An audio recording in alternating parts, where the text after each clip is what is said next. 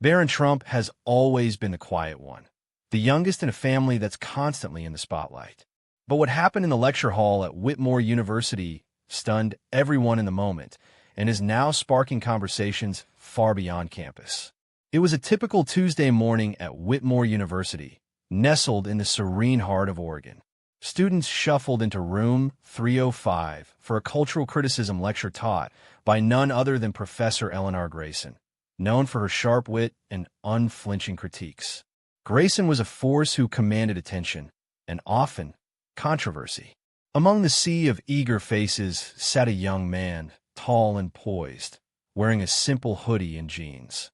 No one in the room knew this unassuming student was Barron Trump, son of former President Donald Trump, enrolled under a pseudonym to escape the weight of his famous name.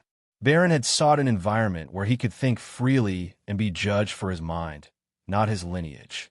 But by the end of that lecture, Barron Trump would become the name on everyone's lips. Professor Grayson began. The class, with her signature energy, winged into a lecture about public image and the power of perception. She dissected the personas of public figures, using them as examples to illustrate societal hypocrisies. Then she introduced a name that made Barron sit up a little straighter. Take Melania Trump, for instance, Grayson said, her voice sharp with sarcasm. A woman celebrated for her elegance and poise. But what does that say about our values? Our beauty and silence, the qualities we want to uphold as virtues. The lecture hall buzzed with laughter and murmurs. Grayson pressed on, turning her critique into a takedown of Melania Trump's public image. She mocked Melania's best initiative, questioned her contributions, and dismissed her as a relic of outdated societal ideals. Barron, sitting in the third row, felt the weight of every word.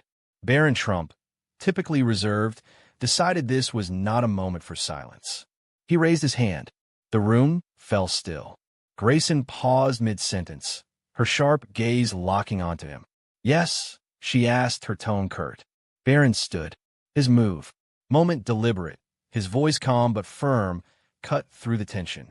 "You talk about my mother as if she's just an image, a caricature of what society wants her to be.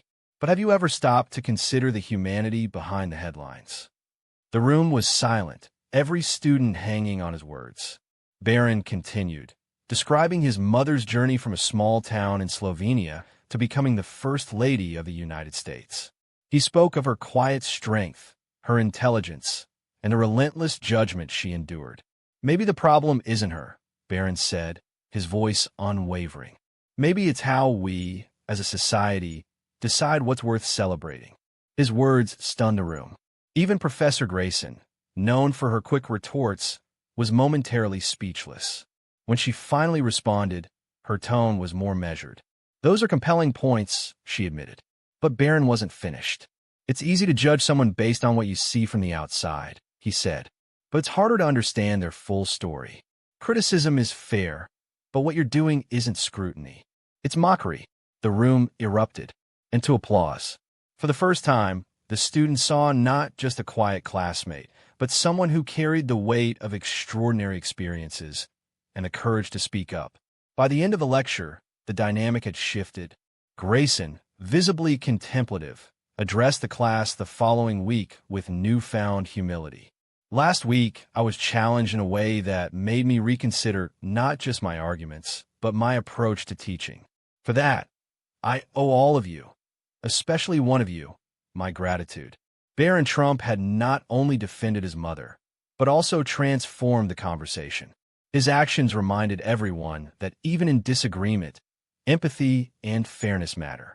A student recording of Barron's response went viral on social media, captioned, "When the quietest person in the room changes everything."